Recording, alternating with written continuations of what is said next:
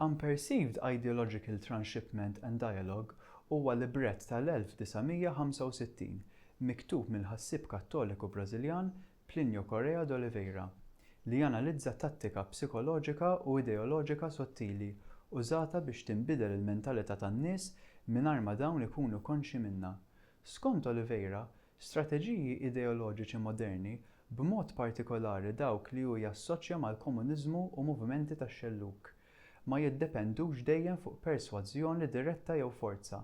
Minflok jużaw dak li hu jsejjaħ trasbord ideoloġiku mhux perċepit, proċess li bih l-individwu jiġi mmexxija gradwalment biex jadottaw idejat jew pożizzjonijiet li oriġinarjament kienu jopponu mingħajr ma jindunaw li jinbidlet il-fehma tagħhom.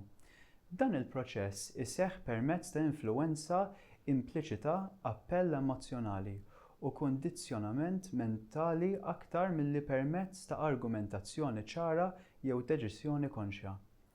Karatteristika ċentrali ta' dan il-proċess hija l-użu ta' kliem talismaniku, termini b'tfissier superfiċjalment pożittiv, newtrali jew benevoli li jġorru peace emozjonali, bħal dijalogu, paċi, solidarjetà jew ġustizzja. Dawn il-kliem għandhom definizzjonijiet flessibbli u elastiċi li jistgħu jiġu manipulati strateġikament sabiex l-udjenzi jassoċjawhom ma' ideali mixtieqa.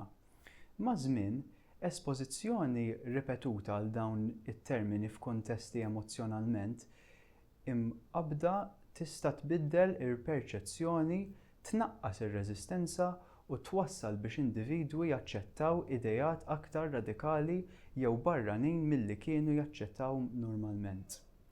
Oliveira juri li t-teorija tiegħu bl-eżempju tal-kelma dijalogu u jispjega kif il-preżentazzjoni tagħha bħala kunċett paċifiku huwa newtrali tista' taħbi influwenza ideoloġika aktar profonda.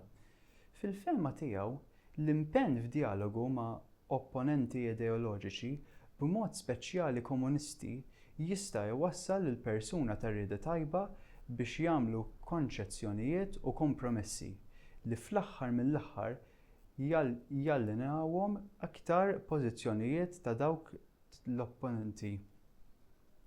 Il-librett jiddiskuti wkoll kif dan il-proċess ta' trasbord jista' jaffettwa oqsma reliġjużi u kulturali, mhux biss politiċi. Huwa jwissi li mingħajr għarfien u analiżi kritika anki avversjali leali ta' ċerti ideoloġiji jistgħu jiġu miġbuda lejhom bil-mod.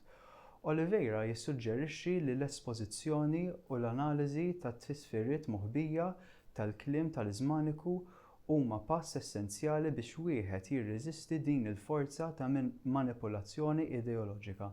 Grazzi.